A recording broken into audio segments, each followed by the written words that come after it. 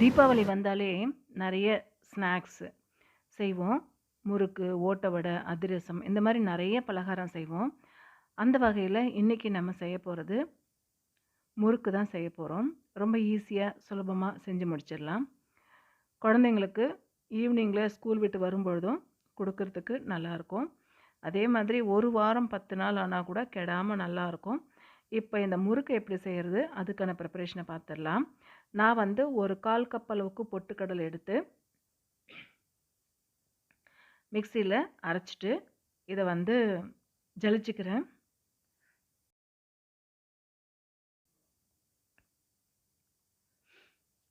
அடியில இருக்கிறது கீழ கொட்டிடலாம். முறுக்கு தவால வராது. 1 கப் அளவுக்கு பச்சரிசி எடுத்திருக்கேன். இது கடையில வாங்கின பச்சரிசி தான். இதையும் வந்து ஜலிச்சுக்கலாம்.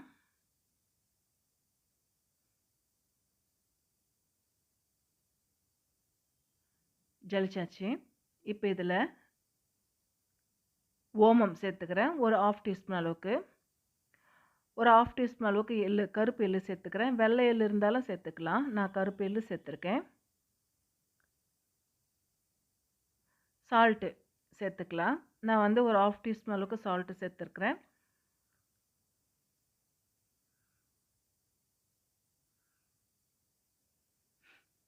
இதோட ரெட் சில்லி பவுடர் ஒரு 1/2 டீஸ்பூன் அளவுக்கு சேர்த்துருக்கேன் காரத்துக்காக.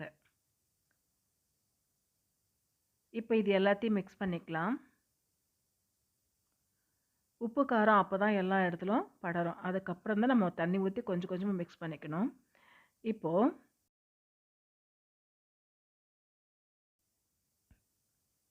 வெண்ணெய், ஒரு டீஸ்பூன் அளவுக்கு வெண்ணெய் சேர்த்துட்டு நல்லா பிசைஞ்சுக்கிறேன். நல்ல சூடான தண்ணி ஊத்தணும். கொஞ்சம் கொஞ்சமா ஊத்திக்கலாம். நல்லா சூடா இருக்கணும் தண்ணி. இப்போ இத வந்து கிளறிக்கலாம். நம்ம வந்து மாவ வறுத்துட்டு சேர்த்தா சூடான தண்ணி ஊத்த தேவையில்ல. நம்ம வந்து வறுக்காம தான் மாவு சேர்க்கிறோம். அதனால தண்ணி சூடா சேர்த்துட்டு கலந்துக்கணும். இப்போ கொஞ்சம் கலந்து விட்டுட்டு மறுபடியும் தண்ணி ஊத்திக்கலாம். சூடான தண்ணி தான் ஊத்தணும். ஒரு கரண்டில எடுத்து கலக்கிக்கோங்க.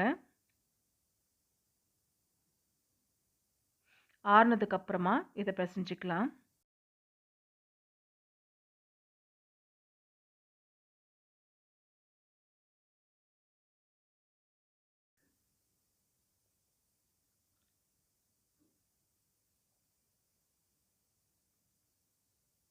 இது போல பிசைஞ்சுக்கணும்.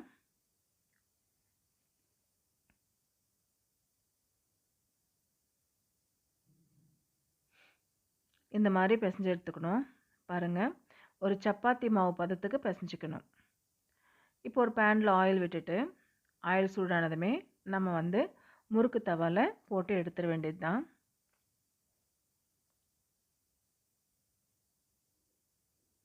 சூடான எண்ணெய் சேர்த்துக்கணும்.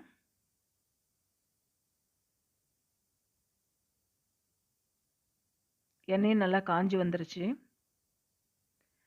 இப்போ அந்த முறுக்கு தவால எண்ணெய் தடவிட்டு கொஞ்சமா எடுத்து போட்டுட்டு, நம்ம கரண்டி இல்ல, ஜல்லி கரண்டி இருக்குல்ல, அத திருப்பிட்டு நம்ம அதுல வந்து புழிஞ்சிக்கலாம். டைரக்ட்டா அப்படியே கூட புழியலாம். இல்ல தட்டு அந்த மாதிரி போட்டா இன்னும் கொஞ்சம் பெருசாவே வரும். இந்த ஓரங்கள்ல இருக்கிறதெல்லாம் அழுத்தி விட்டுட்டு, அந்த கார்னர் கூட நல்லா அழுத்தி விட்டுறணும். விரியாம இருக்கும். இப்ப நம்ம எடுத்து போட்டுறலாம். இந்த மாதிரி எடுத்துக்கணும். நம்ம கையிலயும் போடலாம், கரண்டிலும் போடலாம். 2 முறுக்கு நான் கையில தான் போட்டிருக்கேன். இன்னொன்னு கையில போடுறதுக்கு பயமா இருந்தா, அந்த கரண்டில கூட நம்ம அப்படியே போட்டுக்கலாம். இந்த பபிள்ஸ் எல்லாம் நல்லா அடங்குனதுக்கு அப்புறமா, இன்னொரு பக்கம் திருப்பி விட்டுக்கலாம். பபிள்ஸ் எல்லாம் அடங்கிச்சுன்னா, வெந்துருச்சு அப்படின்னு அர்த்தம். ஒரு பக்கம் வெந்த உடனே, இன்னொரு பக்கம் நம்ம திருப்பி விட்டுக்கலாம்.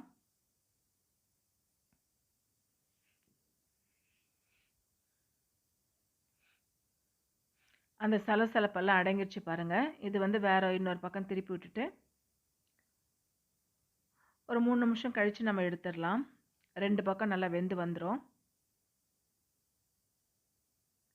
இதே அளவுகளோட நீங்களும் செஞ்சு பார்த்துட்டு எப்படி வந்திருக்குன்னு கமெண்ட் பண்ணுங்க.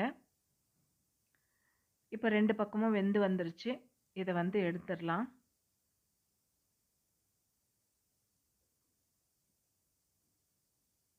அவ்வளவுதான். சூப்பரா ரெடி ஆயிடுச்சு. முறுக்கு.